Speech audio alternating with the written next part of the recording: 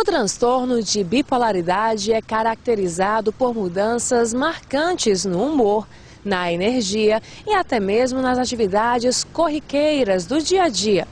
E você com certeza já ouviu alguém dizer que fulano tem transtorno de bipolaridade. Mas será que é tão simples assim diagnosticar esse transtorno? O psicólogo Gilson Gomes explica como é caracterizado e como diferenciar o transtorno de bipolaridade de alterações de humor corriqueiras. Primeiro, eu queria fazer uma diferenciação, até porque isso é um assunto que aparece muito no senso comum, né? Então, assim, hoje em dia todo mundo está irritado, está bem, a pessoa é bipolar, se ela muda o humor.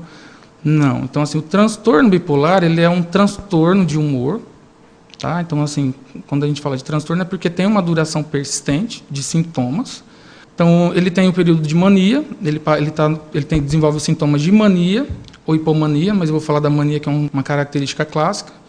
A mania ela é caracterizada pelo comportamento impulsivo, ou seja, o indivíduo ele executa o comportamento sem pensar. Tá? Então, é a fase de potência.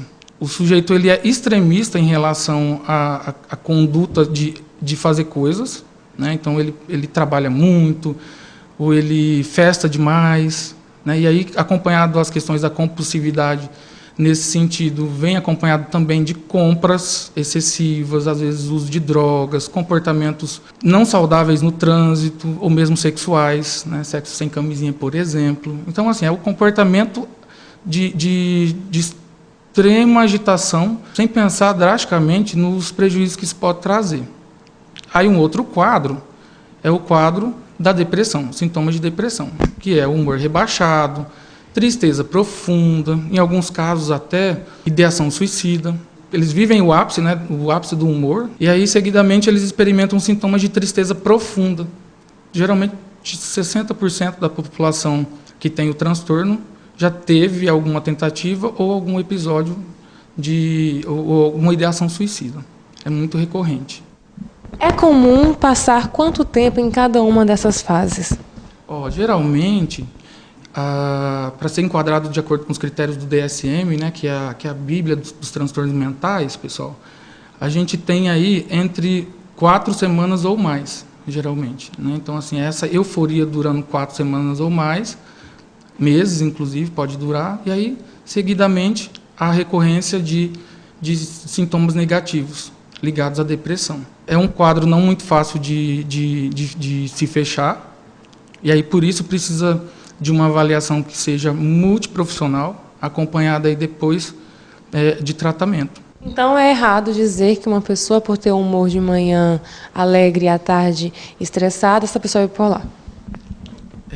É um equívoco falar isso, até porque no dia a dia nós experimentamos situações que podem nos trazer riso de manhã e tristeza à noite, né? O que vai caracterizar, na verdade, é a permanência constante desses sintomas, a duração e a intensidade. É indicado que o indivíduo passe por tratamento médico, né? Então tem a medicação e a gente tem os estabilizantes de humor, que vão auxiliar no organismo do indivíduo a mudar esse quadro no que diz respeito aos aspectos biológicos. E aí a psicoterapia ela vem como uma importante ferramenta para auxiliar esse indivíduo a se reorganizar, como, por exemplo, tomar cuidado com relação ao comportamento compulsivo, de compras, evitar, inclusive, o suicídio em alguns casos. A psicoterapia ela vai aparecer como uma ferramenta importante para atuar no sentido de fazer com que o indivíduo entenda os comportamentos que ele tem, compreenda a magnitude desses comportamentos enquanto prejudiciais e possa, juntamente com o profissional, pensar numa condução mais saudável da própria vida.